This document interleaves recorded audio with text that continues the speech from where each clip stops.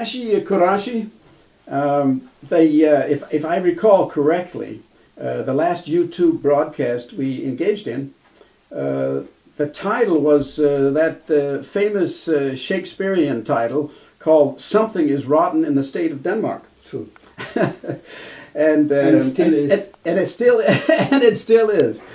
Since then, Denmark's, as many people know, that Denmark's Queen Margaret has visited the tiny island that now is in right up front in the world media, in the world attention, the tiny desert state of Bahrain, and she has visited this place, and since then, almost immediately afterwards, it became the center of bloody mass protests, as you and most of the people in the world probably know by now. True. During the visit, Denmark awarded King Khalifa, that's the name of the present king, isn't it? Yes, yes. Yeah. One of the highest Danish orders, the Knight's Cross in the form of the Grand Cross of the Dannebrog, which is the same royal order that was given to an earlier ruler of Bahrain called Sheikh Salman ibn Hamad al-Khalifa in 1953. Yes. So that's the second time in recent history that that Denmark is notoriously and infamously giving these honorable orders to despots and villains, which takes the breath away of any humane thinking person.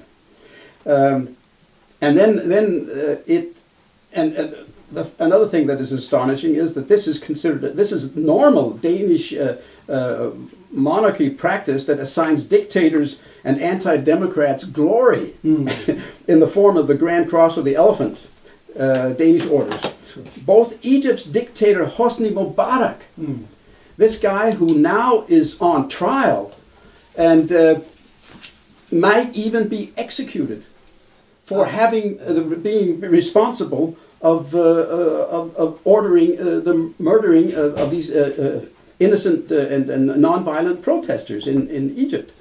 But this cross that Denmark has given him and Mubarak, Denmark has even given to Adolf Hitler's deputy, Hermann Göring. Yes. Danish royal orders are given to villains and used to legitimize the infamous. Don't you have a couple of comments on that? Well, first of all, this question is very important, and it has many different elements in that. First element is the diplomatic decorum, meaning that every state, when they have a visitor or when the head of the state, in this case our queen, visits another country, so they give each other presents, they give each other highest honors in the shape of crosses. And there's back clapping. You can call it back clapping, but it is a diplomatic way of having a nice conversation. You know. Is it always considered decent? Yes, it is a diplomatic. No matter even Hitler or Göring or anybody? We come to that question. Okay, really. okay. So that was the first thing, that it happens among all countries. Whether they are democratic, they are non-democratic, whether they are... Well, that sounds bad for the whole world, doesn't it? Whether they are dictatorship, but they do that. Okay, anyway. okay. The second thing is the question of why should a democratic country, or at least so-called democratic country like Denmark, should give such a highest honor to a Khalifa or a Amir or a king or a military dictator, and what are the reasons behind that? In this specific case, when you're talking about the Queen, which is very learned person, which is one of the most decent Dane I happen to respect a lot, went to Bahrain and gave this order, grand order, to the ruler of Bahrain. I think, this is my personal opinion, I think that at that time when Queen went there, the protests and the persecution of the population has not started. And Bahrain is a very important... Was it about 3 weeks before these protesters got on the streets? Exactly. Yeah. Okay. So at that time nothing was happening, Okay. and the area was so-called peaceful. Queen goes there to a country which is in the middle of, a very geopolitically important area. Mm-hmm. America have bases there. What, the hub of the oil-producing countries? Because you have Iraq, Saudi Arabia, you have Iran on the other side. So all this place is extremely important, strategically and geopolitically. The Fifth Fleet is there, and what else? Fifth Fleet is there, Iranian Navy is there, many other countries are there. Yeah. And because Bahrain has a very close relationship with USA, and USA has a very close relationship with Denmark, so you have to look at things. All of these people or countries are in bed with each other. Well, in this situation where Middle East is in upheaval, nobody knows what is going to come. Nobody knows who's going to take over the power in different countries. Everybody is jittery. America is looking at Iran is looking at America, Saudi Arabia is looking at everybody. So this is this situation. I agree with you that democratic countries should not go and flaunt their highest orders to anybody. They should check it, they should look at it. But the problem is, you scratch my back, I scratch yours. That is the whole philosophy behind that. I think if Queen did that, it was very wrong. And there has been also many other cases in some African countries where they have given orders which later turned out was not a very diplomatic thing or a good thing. Scandal. So they should think very, minutely. The ambassadors of that country should inform the royal palace what the situation is and who they are giving, And but again, when you go there, the Queen, you have a diplomatic, necessity. You have to do something, You can't bring bananas to them, You have to give something to them, So there's no hypocrisy involved here. Well, in this instance, hypocrisy was if the civil disobedience and protest and oppression from the regime had started, there were a lot of people killed, and then she goes there and does that. Then I would consider a very, very wrong. Okay, we'll probably get into it later, but hypocrisy at least turns up when the West is completely has double standards in treating the different protesters in the different countries. I agree with you 100%. So that is. We'll get back to that in just a few minutes. Okay. Anyway, what I seem to feel, I'd like to know if you feel the same thing, and that is that these countries behind the so-called BRIC countries, or the BRICS country, it's BRICS now because South Africa is onto it too. Brazil, Russia, India, China, and South Africa, they all demand a stop to the ongoing war in Libya. And where the opposition just recently, I heard, say that at least 10,000 civilians have already been killed. Maybe that figure is exaggerated, I don't know, but anyway, that's what they're saying. Anyway, they want to stop to this, they have either abstained in the Security Council and not gone against the no-fly zone, but since then, they have definitely gone against any extension of the no-fly zone. The no-fly zone is, the word itself says, no fly. You're not flying in the air. Maybe you can expand a little bit on the BRIC countries and them coming in now and going against this, what it might lead to, what meaning, significance it might have. All the information we are getting from the Western media. We are getting from BBC, CNN, Danish TV, others. So, personally, I don't trust these media channels because they only show one side of the story. Nobody goes to the other side and asks them what has happened. Okay? Gaddafi's son, 2 days after this disturbance started, he actually predicted that we are very afraid that this rebellion will turn into civil war and Libya will be divided because there are forces behind these disturbances. Now, all of a sudden, within few days, the rebels had taken over Benghazi and a large chunk of Libya. They didn't do it by waving flags. They did it because, as you say yourself, we don't. So we don't know if this is because they were forced to do this because Gaddafi started bombing, shooting them. Because he had, we all know that Gaddafi had himself threatened to go from house to house and to attack and bomb civilians. Yeah, Peter, he had threatened it. Yeah, it was 3-4 weeks after the armed struggle continued and continued that he said and these continued things. That he got up and said, we are going to use extreme force now. Before, they didn't use that force. The problem again is that Gaddafi's relationship with the West goes way back. It was when the coup came, when he took over from King Idris and ejected America and Britain from their bases in Libya, raised the oil prices, and made a very big alliance with Nasser in Egypt. Actually even made a federation with Egypt. Gaddafi had never been forgiven by the West for what he did to them and their political, military and economical interests. So we have to look at the things also from that perspective. In this last 20 years, America, according to Johann Geltung, have been preparing. This guy is great. He's have been preparing great. a big force of mercenaries, training them in Italy, training them in different other countries, and waiting for that time that things will happen. I have no doubt that these disturbances in Libya in the beginning were peaceful, as it was in Egypt and other places, but it very quickly became ugly because the Dutch Secret Service, the British Secret Service, the CIA sent people. Did you say the Dutch? The Dutch were arrested by Libyan forces, 4 of their Secret Service people who were returned. Okay. So there was lots of boots on the ground without having boots on. Sneakers. Or whatever. Exactly.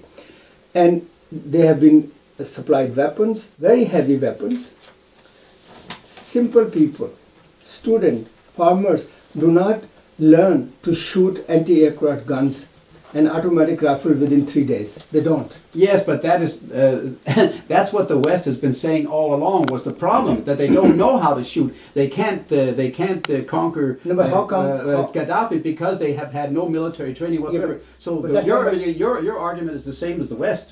No, but, no, different no, then you didn't hear me right. Okay, go ahead. What I'm saying is that peaceful demonstrators all of a sudden start using all these heavy weapons. Where did they get the training? I can understand that few joined forces, they defected from Gaddafi and came. But if you look at the many people who are carrying AK-47 and different heavy ammunition, from where did they get training? And that is what Johan Geltung said. He says, you know who he is? He's a Norwegian peace activist. I said before, you didn't hear Okay. me. You didn't hear me. I said he was a great guy. He's an absolute genius to predict great events. Well, this is what he said. Yeah. He said for the last 20 years, CIA has been training those mercenaries in Europe and also in America. And one of the guy who came back from America, who took over one command, he was a former military officer from Gaddafi who defected to USA.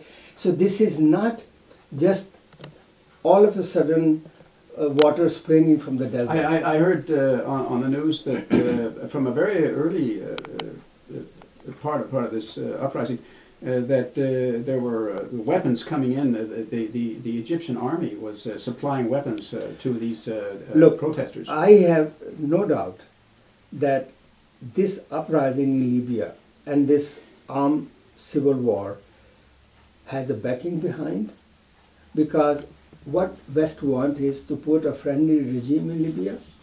They can establish their military bases there again. They can get the cheap, very light crude oil, which is of very high quality, very cheap prices because it's in the middle of Europe.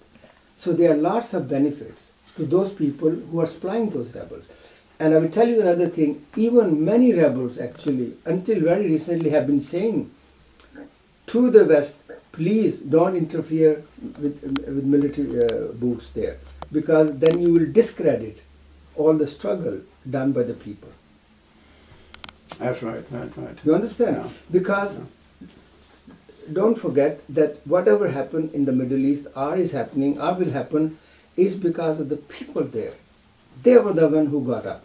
So if the West want to take a credit for that, I think they will do disservice to those people and their sacrifices, who have given lots of sacrifices to have democracy, to have human rights in their country. I think we agree on that the West is hijacking this the democratic They will not protest. succeed. They will not succeed.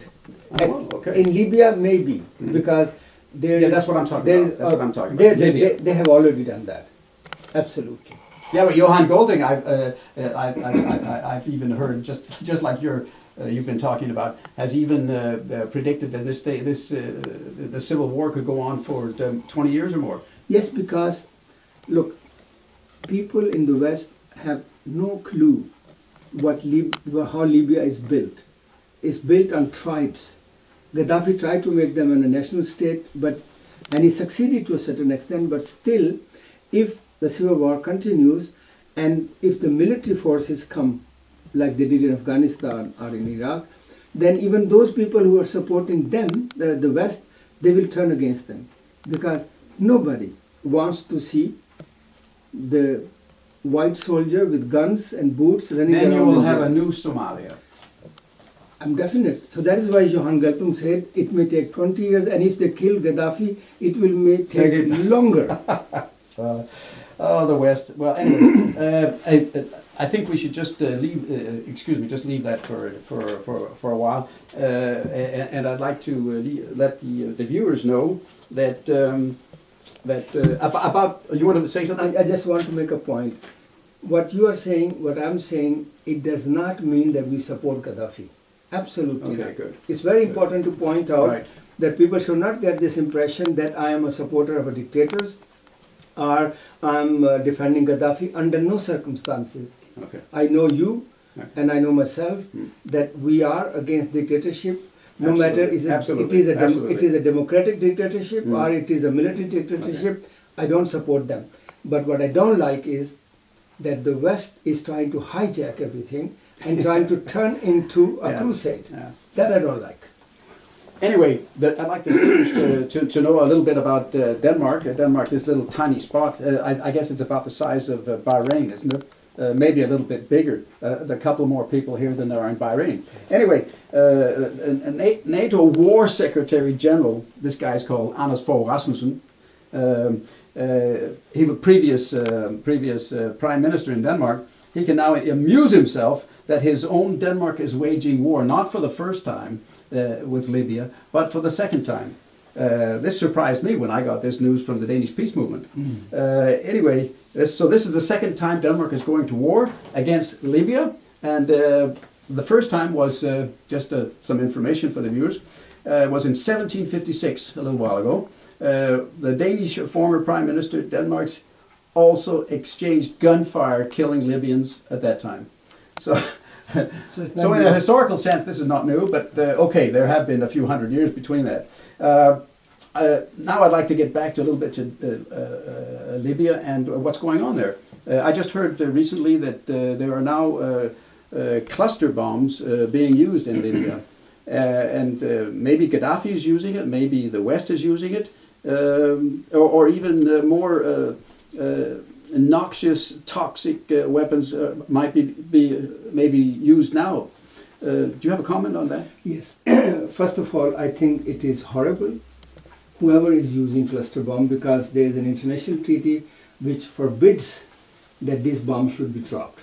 But remember one thing. Is this a crime for any country to use this? Even the ones that have not signed any treaty on this? Well, that is a problem. Okay.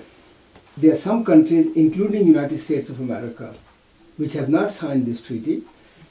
They are the ones who are supplying the cluster bombs to all the countries. Even if Gaddafi is using it, he's got it from the U.S. Not U.S., from Spain. Spain. Okay. Spain supplied that, and I'm sure that they built it, or America have supplied them. My point again is what you started saying, this hypocrisy and double morals, how the West. If America drops an atom bomb somewhere, it is justified. But if somebody even tries to build it to defend themselves, they should not do that.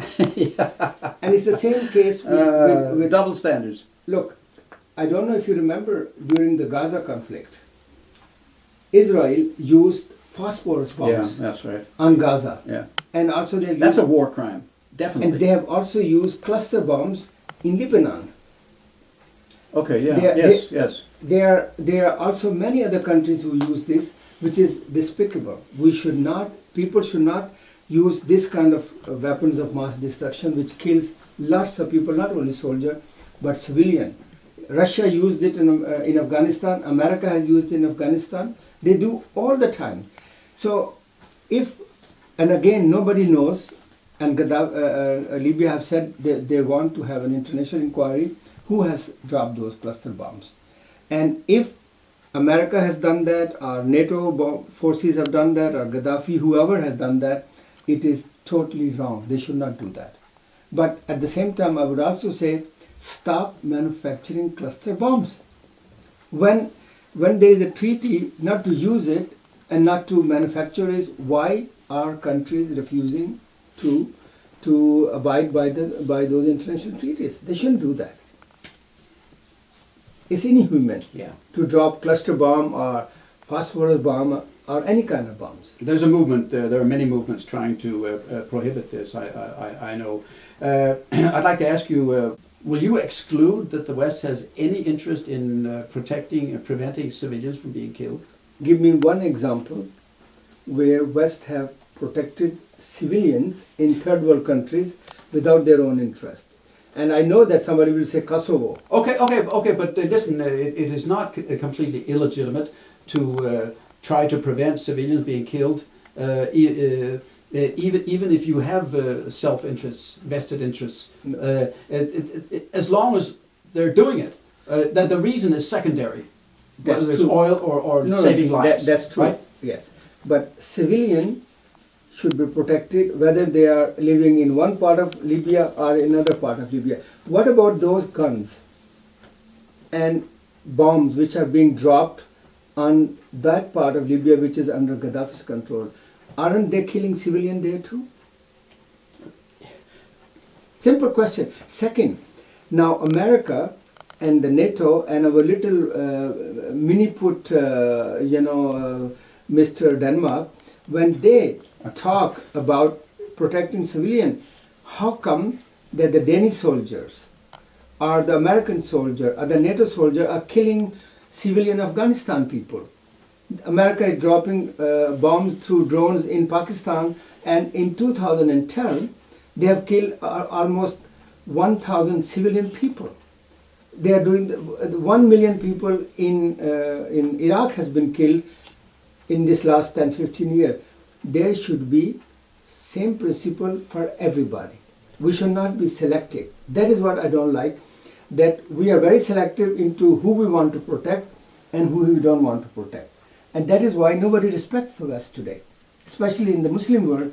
Believe me, no one, the ones I speak at least, have this double moral, respect for double moral. We should not have. Either, what about the people of Burma? What about the people of North Korea? What about people of other countries where in Congo, where there are hundreds of thousands of people have been killed? Why don't we go and protect them? Why we only protect where there is oil? Why we only protect where there are minerals? Why we only protect those places where we have geopolitical and economical interest? So it's very important to remember, human life is human life.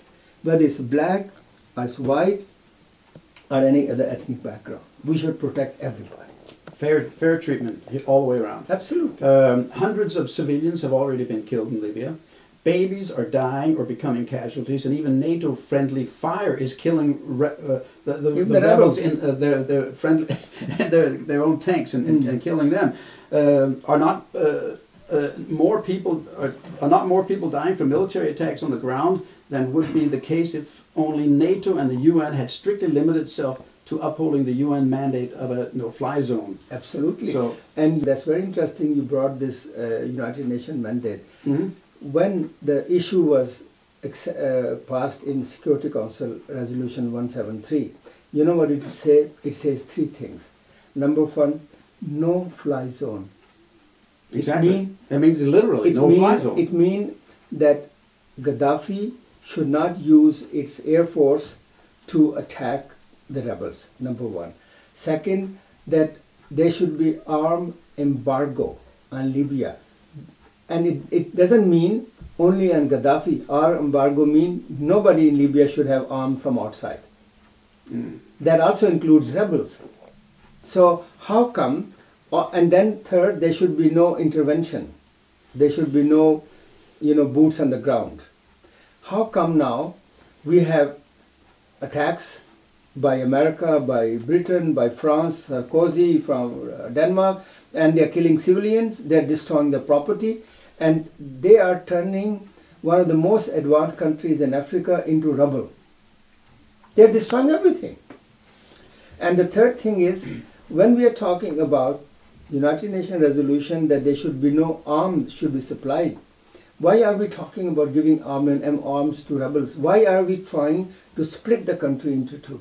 So I think we agree that if any of the parties, the rebels or Gaddafi or anybody, is creating massacres, crimes against humanity or whatever it might be, if they're getting the supplies, if it is caused, if it is the coalition sources that have staged or created a situation where these things are taking place, then no matter who is doing it, the responsibility is on the coalition forces. All of them. No, it's on them, and that is the primary responsibility is that just like if it's a principle in world history, military history, that any country that occupies another country has the responsibility, the primary responsibility of what goes on in that country, no matter what it is. Another point which I want to bring in this discussion is that United Nations resolution does not talk about regime change.